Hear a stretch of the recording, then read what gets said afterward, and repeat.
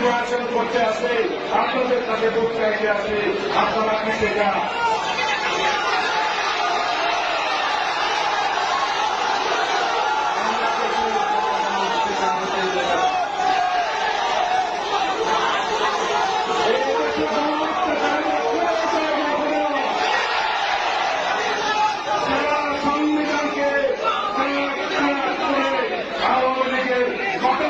পরিণত করেছে, সেই সংবিধানকে আমরা জনগণের জন্য গণতান্ত্রিক সংবিধান করার ইচ্ছা।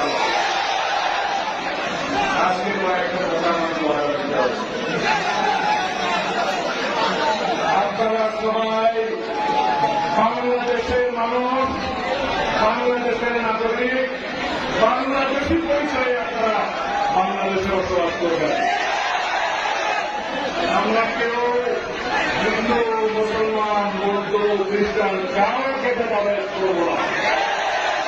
সবাই এদেশের নাগরিক, সবাই যারা যা ধর্ম পালন করবে, কিন্তু এই দেশে কোনো কেউ সংখ্যালঘু হবে না। সবাই বাংলাদেশের নাগরিক হবে, সবার সমান অধিকার থাকবে।